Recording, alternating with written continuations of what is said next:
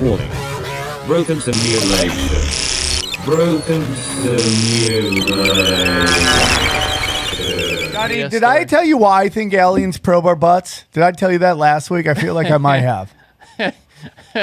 No. Because think about it. Your asshole, soul, that's where your soul is. Through your butthole. What are you? Asshole. What are you, Larry Gators? Yeah, dude, that's what I'm doing. Asshole. That's how you came up with most of that shit. Soul. Think about it, dude. They're trying to get to your soul, bro. You got to pay the troll toll. To the soul, bro. All right. Can I? Oh, what? It was just taking over the fucking screen. What is that? It's an ad. Took over the whole. Yeah, screen. but what was that ad for? It's like Gatorade bullshit. I don't know. Yeah, but it was Gatorade, and it was like, what was the other one that tried to be Gatorade? Vitamin water. Johnny, did you ever think? Did I already talk about this? Where I thought Snapple was healthy because it had apple in the title. That's so stupid. Dude, remember in the 90s, like there was this whole fitness, like health food trend of shit that just was not healthy at all. Because like they were there's no reason for corporations to not lie to you. There's just none. Oh, yeah. They want to get you addicted for sure. Yeah, right. It's just like lobbyists have made it so it's like if they have like 0.1% of healthiness in it, they could say they're healthy. It was that whole fat-free. Remember, like they had SnackWells, those green boxes with like devil's food cake and stuff, and you thought you were eating healthy, you know, because you were eating fat-free, you know, and it was and they replaced the fat with sugar. Yeah, it was just packed with sugar, which you find out now kills you. It's so ridiculous, right? Even if you go to the health food aisle in Target, like this is the diet food aisle, especially. Right. It's chips and cookies. Oh yeah, and candy bars. Like Johnny, that's it, dude. Johnny, like I've said in this podcast, it's diet food. Everybody hates LA, but let me tell you something. The rest of the country has its own problems too. Okay, without a doubt. And one thing is like everything closes early, and all that. Like if you're looking to eat out, there's just nothing but dog shit to eat. Really, it is. That's where I'm from, yeah. It's just unbelievable. There's nothing healthy. Because what happens is like hipsters get out of these like redneck towns and go to bigger cities to live in like shady areas where they can get rent for nothing and they can open up their vegan like ice cream stores where they can sell healthy foods. Like, well, and half of that shit ain't healthy either. The vegan stuff is not. I mean, you know, it's a lot of calories and carbs packed into these dense, you know. It's so stupid. And then it's like, oh my God, it tastes like chicken. Well, it's like, man, should you just eat the chicken? Yeah, there's nothing wrong with chicken. God, chickens, I mean, they don't even, chicken, I mean, I go on a conflict of interest. If you freed all the chickens and just let them roam, guess what would happen to them? They would all get eaten. They would die. Yeah. They would all get eaten. But dude, okay, so I mean, conflict of interest here. I grew up on a farm that raises chickens. And you've murdered many animals. Well, yeah, we have chickens. But dude, they're chickens. There are documented accounts of chickens. This is how small and insignificant their brains are. That have had their heads cut off. That have lived for years without a head, dude. And this guy would just drip water into it. I know. Hole. I've heard this story from you, but it's just like I don't know how's he feed them. I mean, I can show you their pictures. No, I don't want to see headless. No, it's chickens. like black and white. It's not. No, I don't. I don't want to see zombie chickens. I mean, it was happy. I don't want to see zombie chickens, dog. It lived a normal life without a head. It did not live a normal life. It lived a headless life. And everybody felt bad for it. All the other chickens felt bad for it. Mike the Headless Chicken was a male Wyandotte chicken that lived for 18 months after his head had been cut off.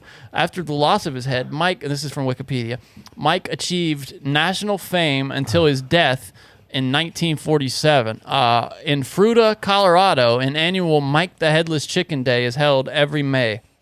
Nice. What do you think those people are like? They called him Miracle Mike. Miracle Mike, and they celebrate the guy, the Sleepy Hollow of chickens. Is that what we're doing? Due to Olson's failed attempt to behead Mike, that was the guy, he was trying to behead the chicken, and he didn't do it low enough. The chicken was still able to balance on a perch and walk around clumsily. He attempted to preen, peck for food, and crow, though with limited success. His crowing consisted of a gurgling sound made in his throat. What is this, Pet Cemetery and shit? Terrible. It's terrible. When Mike did not die, Olson instead decided to care for the bird.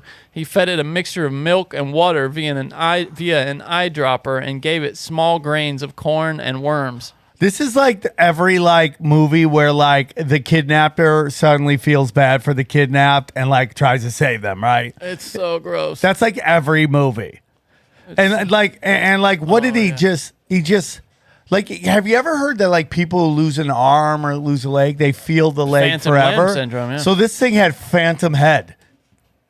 Yeah, I guess so, dude. I mean, that's so weird. And he even started charging, like he would put it on public display and charge 25 cents for people to come see it. This son of a bitch.